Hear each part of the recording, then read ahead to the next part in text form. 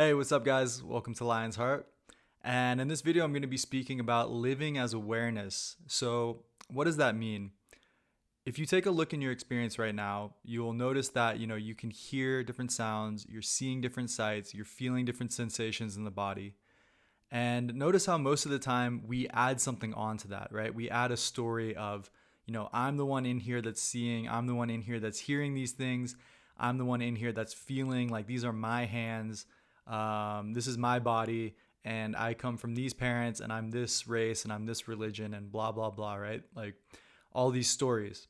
So, what I want to say here is that all of that is actually an add on. It is additional layer to just that pure awareness, right? And that all of that is actually illusory, all of that is made up. So at our core, what we really are is not even a human being. It's that awareness. It's that, that hearing, that seeing, that feeling. It's just being aware of these things, right? Yet what we do, especially as humans, actually specifically and only as humans, is we add on to that a whole social persona and a story, and the biggest thing is the idea of me being a separate individual inside of here that this is happening to, right? And what I want to say is that actually at the core of every living being, dogs, chickens, cats, people of all different races and religions and backgrounds, are all that same beingness and awareness, right? It doesn't matter, even the species of a being, they all come back to just that awareness, right? So if we look at a dog, for example, just imagine, what a dog's experience might be. And we tend to project being human onto other things. Like we look at our dog Max and we say, "Oh, Max knows he's Max." Say his name, and we give him a name, and we treat them like they're like a separate individual, like how we think of ourselves, right? But for the dog, what is its experience of reality? And you have to really put yourself in its position, because the dog most likely is just pure awareness, right? It doesn't have a story of being a dog named Max. It doesn't have an idea of my paw. It doesn't have like these any history, any ideas about the future. It's just being awareness as that is. So it's hearing things, right?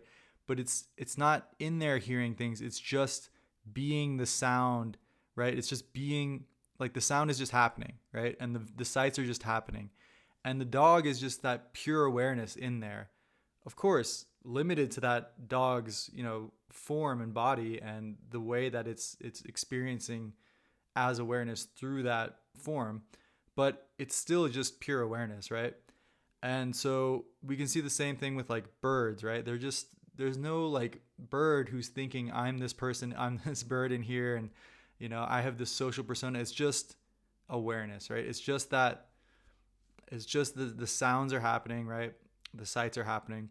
And so we can actually do this with ourselves too. And what's great about coming back to ourselves as awareness and living as awareness is that it just gives us such a contrast to how much junk and weight and things that we're adding on that are not really necessary, that are causing us suffering, that are causing us pain.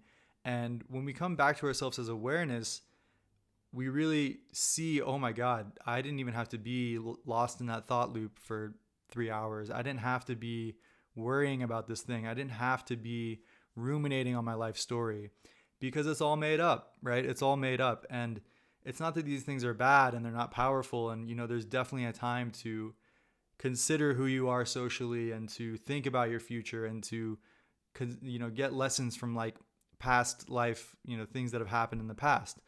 But the problem is 95% of the time it's just on autopilot, and it's really not productive, and it's causing suffering. So what I love is this practice of experiencing awareness from the body out, right? So experience reality as your body, not even as a person in the body, but as your body itself, right? As the awareness. So there's not a person hearing these words. It's just hearing these words is happening, right? There isn't someone inside of there seeing things or reading things. It's just reading is happening, or vision is happening, sight is happening, right? So we just come back to what's real and what we're actually aware of, right? As that awareness. And really this is just so helpful in, coming back to that presence and kind of just dropping all these things we're doing with our minds conceptually. And really, this is the basis of meditation. This is what they're getting at. So, past any, lofty spiritual ideas of, having this huge awakening or like dissolving the ego or, having like some huge insight. I mean, that's all great. And there's definitely a time and place for that, to do that kind of like deep, concentrated, contemplative work.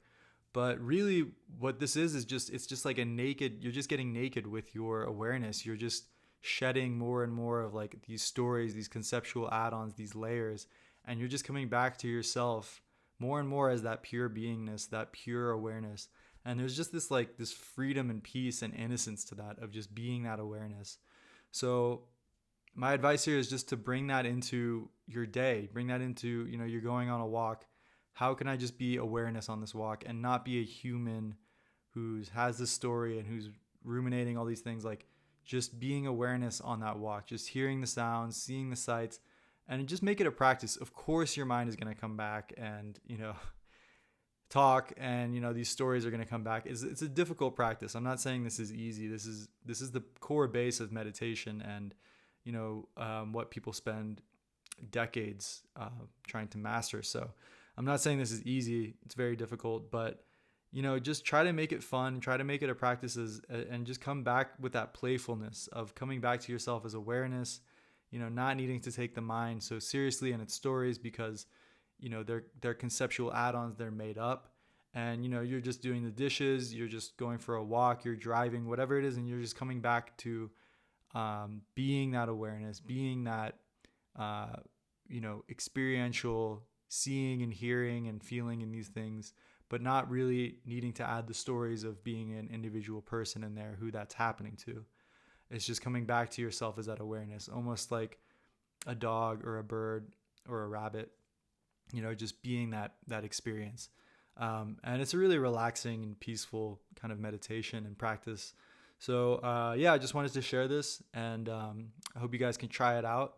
Let me know how it goes, and much love. Talk soon. Cheers. Also, just to add on, if you are looking to kind of get your habits together and work on your spirituality and integrate things like sexuality, psychology, all of these, factors that we talk about here, I am going to begin doing one-on-one coaching, one-on-one mentoring.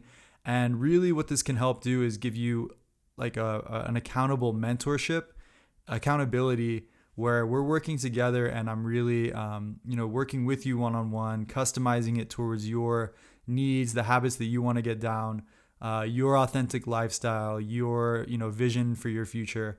And really that kind of helps so much to take it to the next level, because when we're just doing YouTube videos, there's not a lot of accountability. I don't really know you.